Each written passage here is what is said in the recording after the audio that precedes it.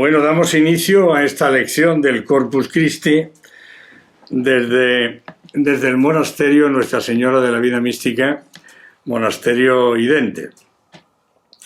Queridas hermanas y hermanos, un fuerte y entrañable abrazo en este día tan especial en el que celebramos el cuerpo de Cristo. Honramos, veneramos y adoramos el cuerpo de Cristo presente en la Eucaristía. Para orientar nuestro tema podríamos hacernos esta pregunta. Se pueden hacer otras, claro está. ¿Cuál sería la finalidad de la institución de la Eucaristía? Las respuestas podrían ser: quiero estar con vosotros todos los días hasta el fin del mundo. Otra es un modo de estar presente en vuestras vidas. O también, quiero serviros de alimento. Todas estas respuestas, y muchas más que se podrían hacer, son verdaderas.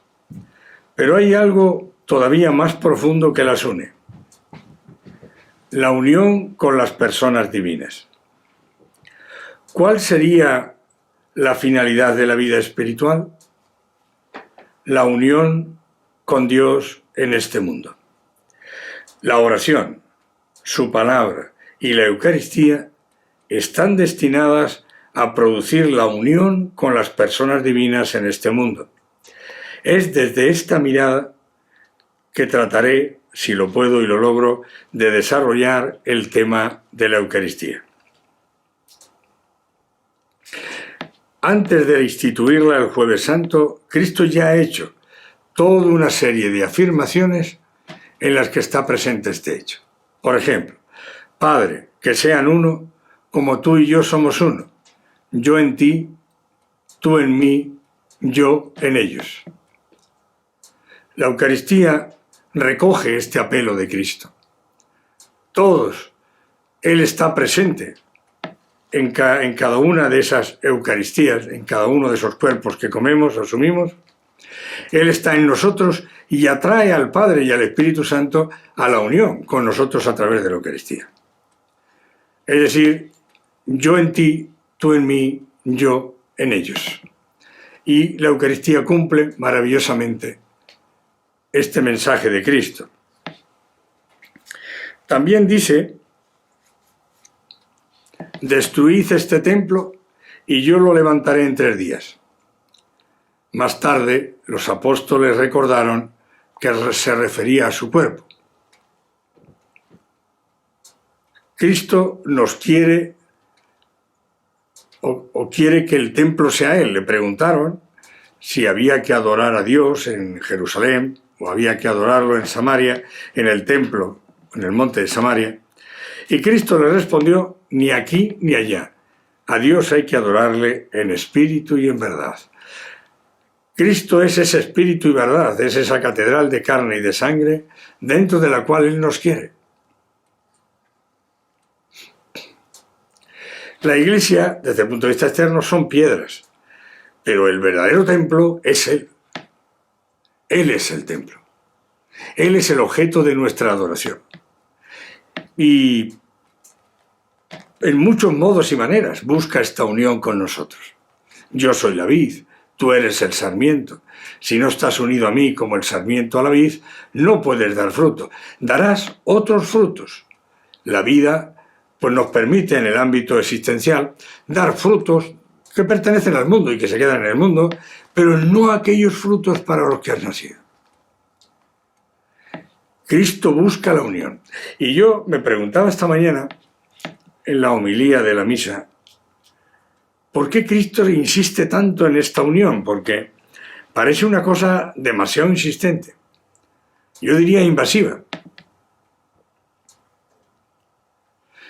Pues porque nos está diciendo constantemente: con vuestras solas fuerzas naturales no podéis vivir la dimensión sobrenatural del mensaje que os estoy entregando.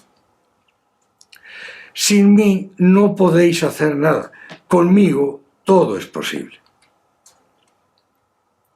Es decir, no podemos solos con nuestras razones, nuestras experiencias, nuestros conocimientos de la vida, nuestras razones, no podemos vivir absolutamente la dimensión sobrenatural, no ya del mensaje que él trae, sino del mensaje que constitutivamente llevamos escrito todos dentro en razón de nuestra filiación divina.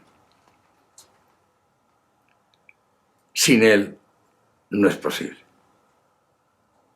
Yo decía esta mañana también, que muchos días le digo, cuando me levanto, por favor, no me quites la mano de encima. Porque si me la quitas, no sé lo que puede suceder. Y Cristo se da cuenta de esto, de que podemos tener muy buenos ánimos, un gran entusiasmo, yo diría una bondad infinita dentro de nosotros. Pero hay mucho en nosotros que está fuertemente herido por el pecado original.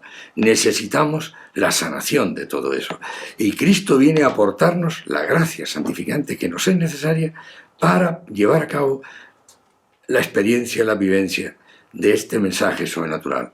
Porque aquí sobrenatural no está significando algo etéreo, ¿verdad? Sino es sobre mi naturaleza.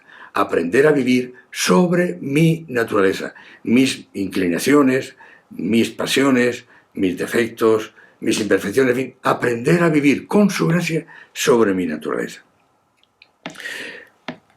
Cristo hace con nuestro cuerpo lo que hace una y otra vez con el pan y el vino en la Eucaristía. Esto lo dice nuestro fundador. Somos el pan y el vino de Cristo. Nuestra carne será carne de Cristo y nuestra sangre será sangre de Cristo. El que come mi carne y bebe mi sangre, demora en mí y yo en él. Ahora somos más bien carne y sangre de Cristo en función del vivir y del morir, poniendo nuestro cuerpo y toda nuestra alma y nuestro espíritu y toda nuestra vida al servicio de su gloria. Aquí habría que hacer un alto y decir que a veces buscamos sin darnos cuenta la gloria del mundo, que el mundo nos dé gloria, nos aplauda en aquello que hacemos o en aquello que nos parece que somos pues, muy resultones, no sé cómo decirlo en una lengua que no sea solo la española y sea también chilena. Todavía no he entrado mucho en algunos términos de ustedes. Pero es verdad que el mundo no tiene ninguna gloria que darnos. La única gloria que existe y posible, la única, es la que viene de Dios.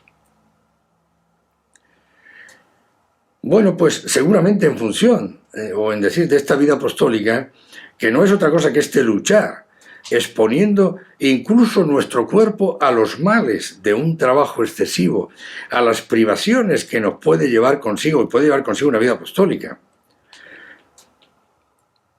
Ustedes están aquí en Chile y no se han movido de Chile para evangelizar Chile, pero los que hemos tenido que ir de una nación a otra, de un lugar a otro, de una comunidad a otra, uno se da cuenta realmente. Había una misionera que me hacía reír muchas veces, porque yo usé una vez, que me preguntaron cuando llegué a Chile, y dice, ¿cómo se encuentra? Dios mío, como un limonero trasplantado. Me tenían plantado allí a la luz de la ventana de mi casa y de repente me pusieron aquí en otra luz que no es la mía y me estoy secando. Pues eso es. Y la vida apostólica nos expone constantemente cuando uno quiere, en función de hacer la voluntad de Dios, ir de un lugar a otro, nos expone a cambios de psicología, a cambios de comidas, a cambios de formas de ser y de vivir. Nos expone a unos cambios que a veces, sin contar que a eso podríamos añadir cambios climáticos, como podría ser Canadá o otras naciones donde el frío es para muchos insostenible. Si uno no ha nacido allí es bien difícil esto, ¿no? Entonces, ver que puede llevar consigo una vida apostólica en virtud de los diversos lugares del mundo a los cuales corporalmente nos tenemos que adaptar y que ciertamente no nos podemos adaptar siempre a unos climas tan extremos. Y todo ello comporta una serie de males y privaciones corporales. La comunicación del cuerpo de Cristo con nuestro cuerpo, de su carne con nuestra carne, haciéndose de algún modo dos cuerpos en uno, el que come mi carne y bebe mi sangre demora en mí y yo en él, cuerpo único, hace posible que la definición del cuerpo místico de Cristo no quede en pura metáfora. ¿Qué decís vosotros los casados o qué habéis dicho los casados el día del matrimonio? ¿Qué os dijo el cura? algo que está en el Antiguo Testamento y en el Nuevo. Que seáis una carne sola, ¿no es así? Bueno, aquí tenemos a la Eucaristía haciéndonos con Cristo una carne sola, una carne con cada uno de nosotros. Cristo en nuestra carne y nuestra carne en la suya. ¿Esto no es el desposorio místico? Lo mismo que en la vida humana, en el matrimonio, es el desposorio real. El matrimonio, el sacramento está ahí. Una carne sola. Antes del Jueves Santo, día en que instituye la Eucaristía, ya había dicho antes de morir y de resucitar: yo soy pan vivo bajado del cielo.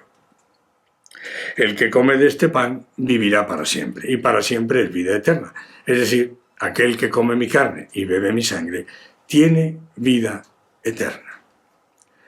Uno se desposa definitivamente en la Eucaristía con el cielo entero, con Cristo, con el Padre, con el Espíritu Santo. Es la misma Santísima Trinidad que comulgamos en esa Eucaristía. Dice también: les aseguro, si no comen la carne del Hijo del Hombre y no beben su sangre, no tendrán vida en ustedes.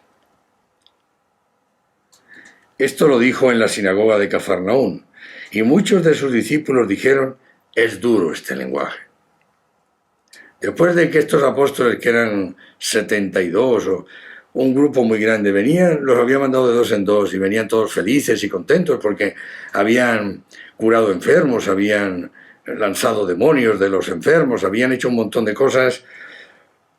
Cristo les lanza el discurso clave, eso que será clave en la vida de la Iglesia, y es que no es solo caminar con Él a 3 metros o a 40 metros de distancia, que es vivir en Él, con Él, que hay que estar dentro de Él y Él dentro de mí, que vamos a necesitar en el camino de una iglesia verdadera esa comunión y a ese nivel profundo.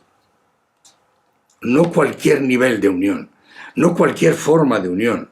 A todos aquellos que me dirán un día que han comido conmigo, que han estado conmigo en la plaza, que hemos hablado, yo les diré que no les conozco, porque sí, eso se produjo, pero Él caminó paralelamente por allí y yo caminé por acá y no nos conocemos.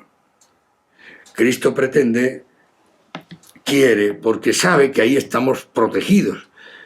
En esa catedral, inmensa catedral que es su cuerpo y su sangre, ahí estamos maravillosamente protegidos. Él busca, repito, la unión. Es lo que me ha guiado y me sigue guiando en esta reflexión que estoy haciendo. La unión. Cristo quiere la unión. En la vida religiosa se habla también de la acción, de la contemplación. Pero en el Evangelio existe solo la unión. El concepto de acción y contemplación en la vida espiritual se subsumen en el concepto de unión. Cristo busca la unión y en el Evangelio no está ni la contemplación ni la acción. Está todo maravillosamente asumido por el concepto de unión con Él.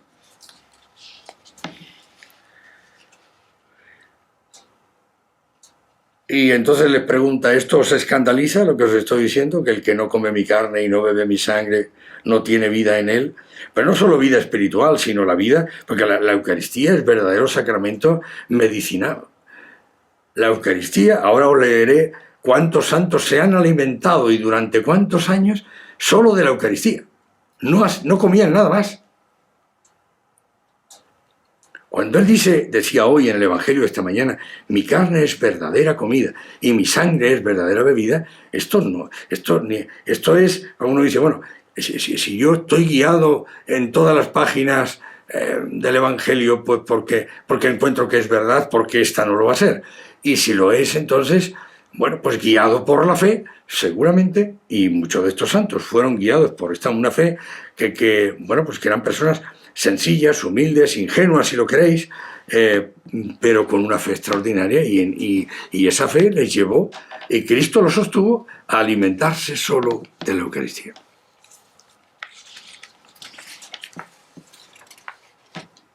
Nuestro Padre Fundador dice en el Catecismo del Confesor: la Eucaristía precisamente tiene 3 fines: dar la gracia preventiva contra el pecado, B, dar la gracia del propósito de la enmienda, y C, dar la gracia de la certeza moral de ir al cielo. Y de hecho lo dice Cristo en el Evangelio, ¿verdad? El que come mi carne y bebe mi sangre tiene vida eterna. Y yo lo resucitaré en el último día. El estado en que queda, esto ya no lo dice el fundador, lo digo yo, el estado en que queda nuestro espíritu al asumir la Eucaristía, cuando esto lo hacemos consciente, íntegra y en plena comunión con su vida y su palabra, nos otorga una cierta impecabilidad. Nos protege de la caída en la falta y la certeza de ir a la vida eterna.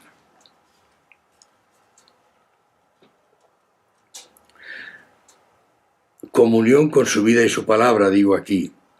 Esto tiene su importancia porque la gente dice, vamos a hacer la comunión, voy a hacer la primera comunión o la segunda, pero el término hacer lo estropea todo ahí, lo destruye. Porque la comunión o se es o no se es en comunión, o se está en comunión con Él o no se está en comunión con Él.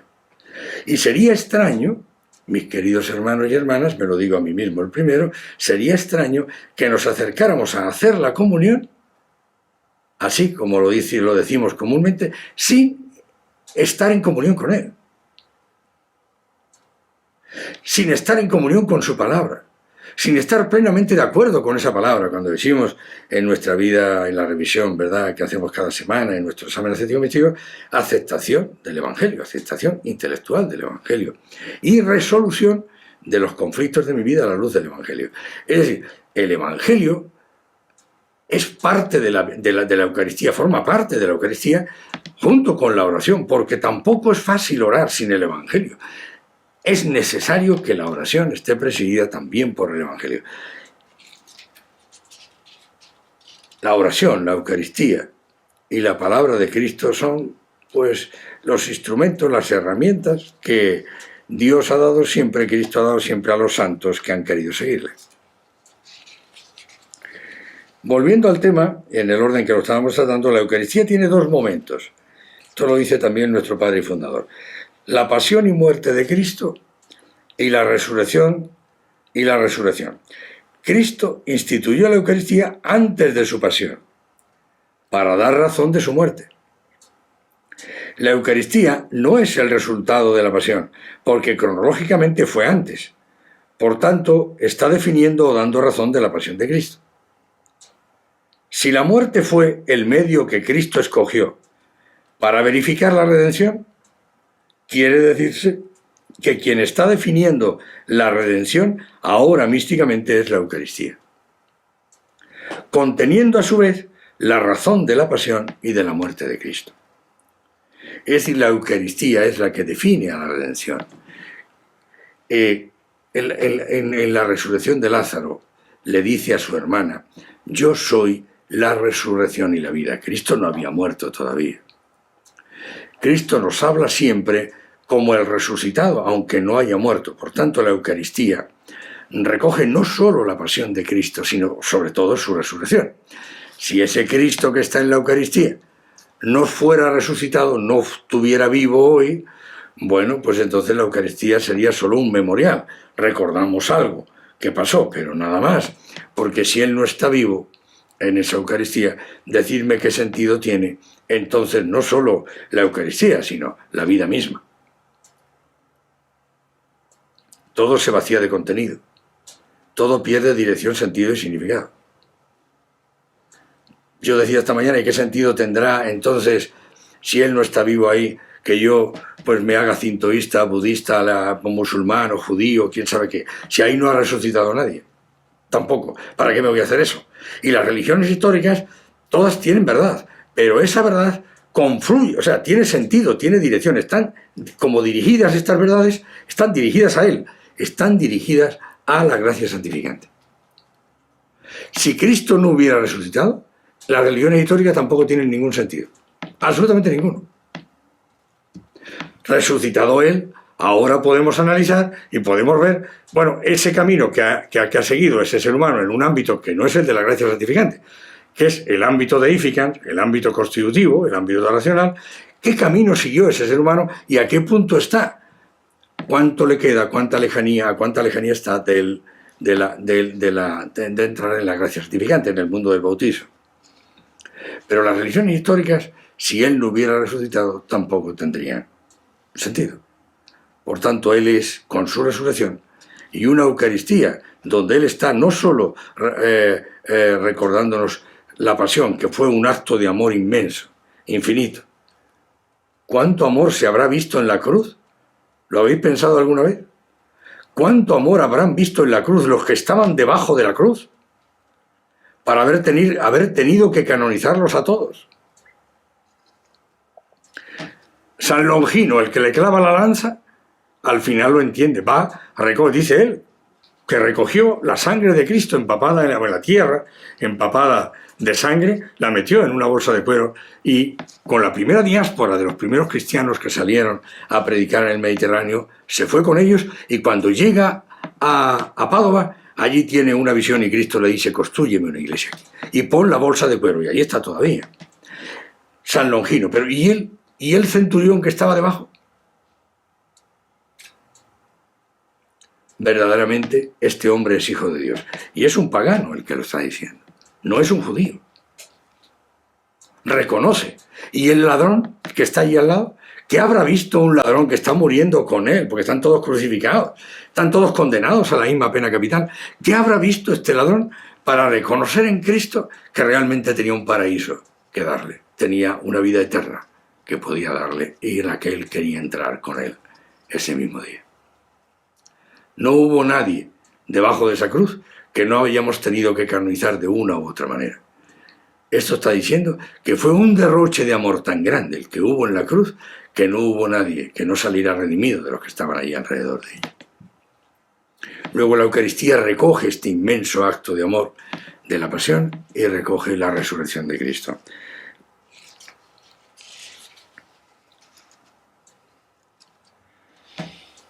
La Eucaristía es prueba teológica de la resurrección de Cristo porque si está vivo en este sacramento, sabiendo a su vez que históricamente murió, conclúyese su resurrección. La Eucaristía es pues memoria de la resurrección de Cristo.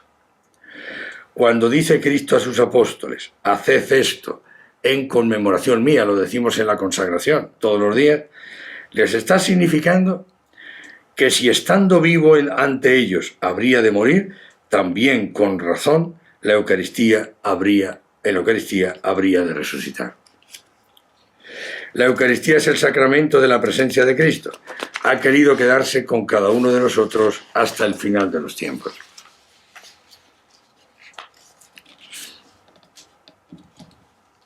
Cuando Cristo revela que la Eucaristía es pan de vida, no se restringe solo a la vida del Espíritu, sino a una vida íntegra, es decir, a una vida verdaderamente humana. Se hace carne con nuestra carne también. Si hay un sacramento verdaderamente medicinal, esta es la Eucaristía. Este sacramento está dado para desarrollo de todos los valores humanos propios de la vida humana.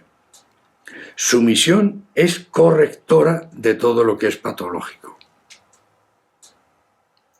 Esta corrección es por vía de una transformación misteriosa que abre al ser humano a una integridad sin la cual no podría superar lo exiguo que es frente a lo celeste. Esta virtud sanante de la preternaturalidad cosmológica la poseen a su modo los demás sacramentos, pero desde luego mucho más limitadamente. La Eucaristía es el viático cotidiano del cristiano. Esto lo dice nuestro fundador en unos apuntes inéditos todavía sobre los sacramentos. Esto lo escribió en Nueva York en el 91.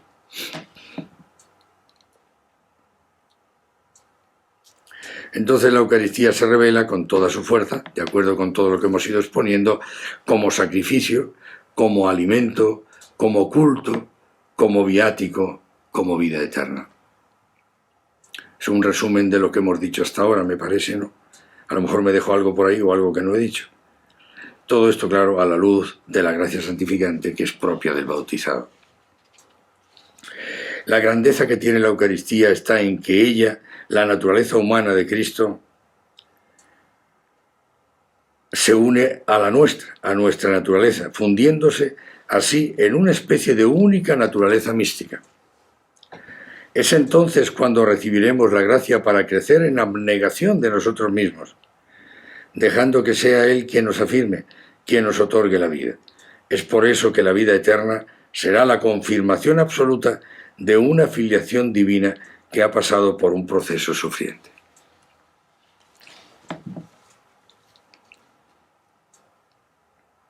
Esto lo dice también el fundador en la carta que va dirigida en el 1968 a Pablo VI. La Eucaristía vivida en su plenitud, en todas sus consecuencias, nos lleva a una vida de desposorio, a una vida matrimonial. El que come mi carne y bebe mi sangre tiene vida eterna y yo lo resucitaré en el último día. Dice también, el que come mi carne y bebe mi sangre demora en mí y yo en él. Por tanto, es un hecho de intimidad, donde no hay secreto entre Cristo y el alma, entre el alma y Cristo. ¿Qué se dice en el sacramento del matrimonio? Que sean una sola carne. Este hecho es el que se produce en la recepción de la Eucaristía, el desposorio místico.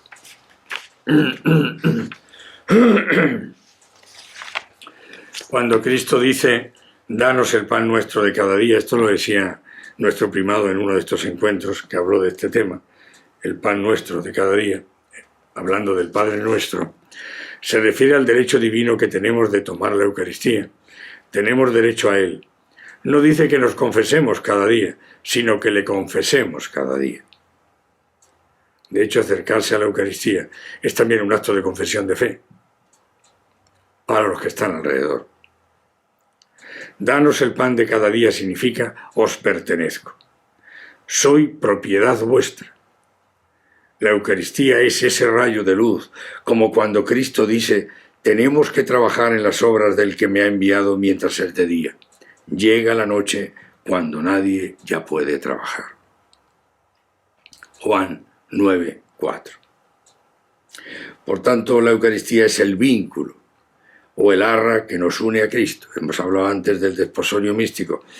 Y a todos entre sí, para formar una sola vida. Padre, que sean uno como tú y yo somos uno. Yo en ti, tú en mí, yo en ellos. Hasta el extremo de que el examen que se hará a todo miembro del instituto a la hora de la muerte es cómo vivió la Eucaristía.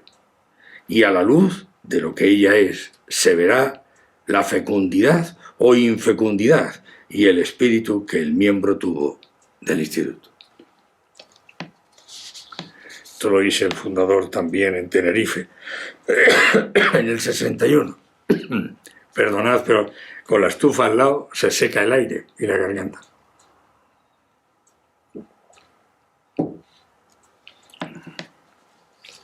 La corroboración viene dada por las palabras de Cristo. Dice aquí, el que come mi carne, ya lo hemos repetido muchas veces, y bebe mi sangre, tiene vida eterna, y yo lo resucitaré el último día. Nuestro cuerpo mortal ya participa del cuerpo glorioso de Cristo. Cuando Él le dice a la hermana de Lázaro, yo soy la resurrección y la vida, está diciendo que también nosotros somos la resurrección y la vida. Si hay algo por lo que el ser humano no se tiene que preocupar, es por su eternidad, en el sentido de que ya lo es, ya es eterno en función de esa divina presencia de nuestro Padre Celestial, del acto absoluto de las tres personas divinas en el espíritu humano. El ser humano, hay algo que le viene, dice Cristo, estáis en este mundo, pero no sois de este mundo.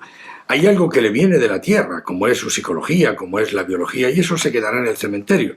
Y es mejor que se quede en el cementerio. Pero nuestro espíritu no. Nuestro espíritu no. Y él decía ahí atrás, que no lo leí, mis palabras son espíritu y son vida. Es el espíritu el que da vida. Y cuando dice es el espíritu el que da vida a la carne, porque termina diciendo en la frase, la carne no sirve para nada. sin el espíritu no habría dirección, ni sentido, ni significado en la vida. Cuando uno dice, ¿qué sentido tiene la vida? Ninguno. La vida en cuanto a vida, la dirección es el cementerio. Si supuesto el espíritu, entonces es el espíritu el que da sentido a la razón de ser, de la carne, de la sangre, de la vida.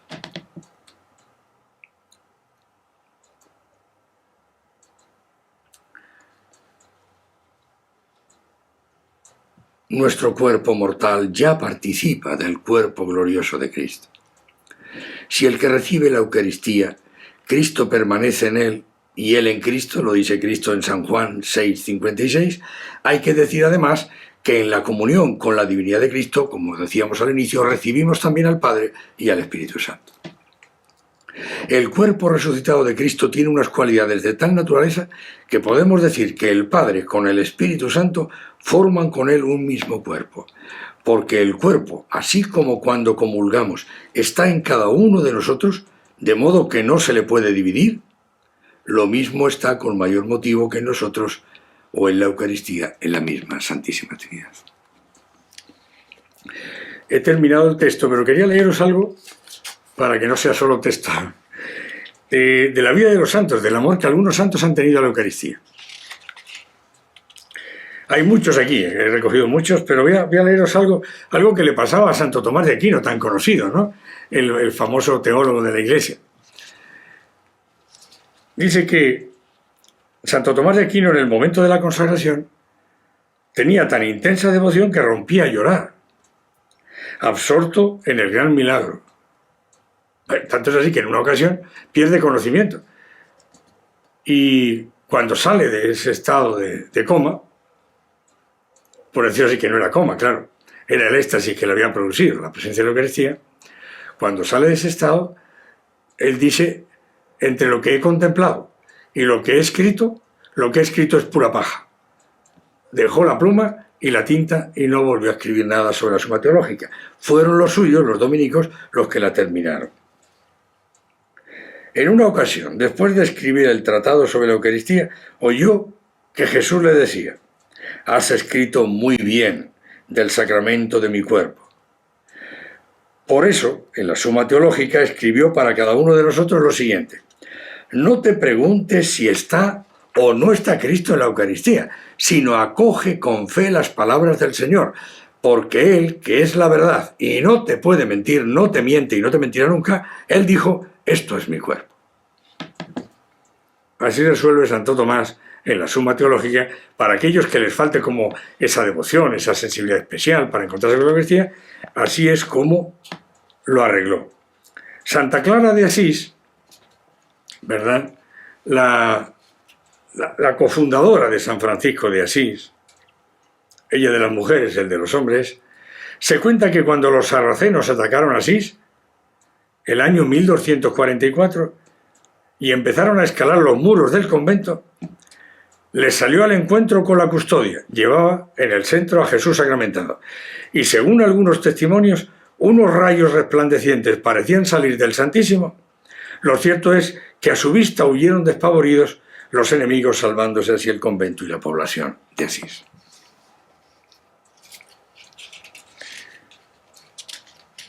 Fijaos la cantidad de santos que se alimentaron con la Eucaristía. Hay santos que han pasado años sin comer ni beber más que la comunión diaria. Este fenómeno extraordinario se llama inédita ayuno absoluto. Entre otros santos lo tuvieron Santa Ángela de Foligno, del siglo XIV. Por 12 años se alimentó de la Eucaristía, sin comer ni beber nada. Santa Catalina de Siena, estamos hablando también del siglo XIV, por 8 años. La beata Elizabeth de Reut, por 15 años. Santa Lidvina, por 28 años. San Nicolás de Flue, por 20 años. Santa Catalina de Raconixio, del siglo XVI, por 10 años. La domenica Lazzali, Luisa Lató, del siglo XIX, por 10 años. Marta Robin, 50 años. Y Teresa Newman, muchos años también. Podríamos seguir así. Hay muchos santos que entendieron con una fe tan radical, tan extraordinaria, tan sin vuelta, tan te creo, y te creo en todo, y más en eso, que Cristo les concedió la gracia, porque esto es un milagro perenne. Decidme que no. Hombre, alimentarse 8 días solo de la Eucaristía, pues lo podría pensar, porque a los 8 días empieza el tema de la diálisis del riñón y una serie de cuestiones. Pero 50 años son muchos. Yo creo que aquí, necesariamente, Cristo, como lo pensáis también vosotros, tuvo que hacer un gran milagro para sostener a estos seres humanos solo alimentándose de la Eucaristía. Pues nada más, hay mucho más que decir sobre este bellísimo sacramento, pero la idea era esa, de que entendamos que es nuestra unión con las personas divinas por la vía más cercana. Ayudan mucho la oración y el Evangelio, pero la mía, yo diría, tocante, real, no sé, algo visible, es la Eucaristía. Bueno, nada más, he terminado. Gracias por la paciencia.